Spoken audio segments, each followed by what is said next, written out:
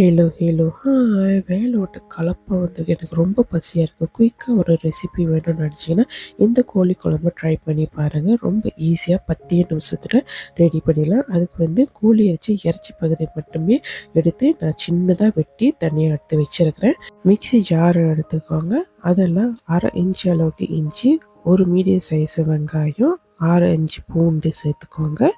சேர்த்து விட்டுட்டு இதெல்லாம் 1/2 கரண்டி அளவுக்கு மஞ்சத்தூள், 2 கரண்டி அளவுக்கு கோழி குழம்பு மசாலா இது சேர்த்து விட்டுட்டு கொஞ்சமாக தண்ணி சேர்த்துட்டு இதை நல்லா நைஸாக அரைச்சி எடுத்துக்கோங்க. இது மட்டும் தான் மசாலா, வேறு எதுவும் சேர்க்க போகிறது இல்லை.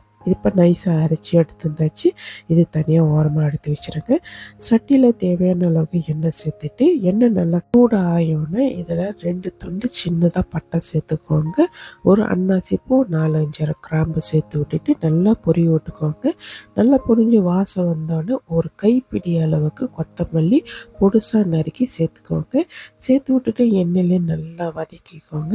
இந்த கொத்தமல்லியில் நல்லா வாசம் வரணும். அது வரைக்கும் நல்லா எண்ணெயிலே வதக்கிக்கோங்க. இப்போ நல்லா வாசம் பொரிஞ்சு வந்துருச்சு. இதில் அரைச்சி வச்சிட மசாலா இருக்குதுல்ல, அதை சேர்த்து விட்டுக்கோங்க. சேர்த்து விட்டுட்டு எண்ணெயிலே நல்லா வதக்கிக்கோங்க. நல்லா வதங்கி எண்ணெய் பிரிஞ்சு வரணும். அப்போ தான் இந்த கோழி குழம்பு நல்லா ருசியாக இருக்கும். ஒரு 2 நிமிஷத்துலேயே நல்லா வதங்கிடும் கைஸ். இப்போ பாருங்கள், கலர் நல்லா சேஞ்ச் ஆகி நல்லா எண்ணெயிலே வதங்கி இந்த எண்ணெய்லாம் பிரிஞ்சு வந்துருச்சு. இப்போ வெட்டி சுத்தம் பண்ணி வச்சுருந்த கோழி இறைச்சி சேர்த்துக்கோங்க. வெட்டும் போதே சின்னதாக வெட்டிட்டிங்கன்னா கோழி குழம்பு சீக்கிரமாக ரெடி ஆயிரும். இப்போ எண்ணெயிலே நல்லா வதக்கிக்கோங்க. கலர் சேஞ்ச் ஆகினா அந்த கோழி இறைச்சியெல்லாம் அது வரைக்கும் நல்லா எண்ணெயிலே வதக்கிட்டு இப்போ தண்ணி சேர்த்துக்கோங்க. நான் மிக்ஸி ஜாரில் கொஞ்சமாக தண்ணி சேர்த்து இதை கலக்கி இதில் சேர்த்துருக்கேன். உங்களுக்கு குழம்பு எவ்வளோ தேவையோ அவ்வளோக்கு நீங்கள் சேர்த்துக்கலாம். சேர்த்து விட்டுட்டு தேவையான அளவுக்கு உப்பும் சேர்த்துக்கோங்க. சேர்த்து விட்டுட்டு ஒரு 2 நிமிஷத்துக்கு மட்டும் நல்லா ஹை ஃப்ளேமில் வச்சு நல்லா கொதிய விட்டுட்டிங்கன்னா சூப்பரான கோழி குழம்பு ரெடி கைஸ். இந்த கோழி குழம்புக்கு ரொம்ப பொருட்கள் இல்லவே இல்லை. அதுவும் இல்லாமல் ரொம்ப வேலையும் இல்லை.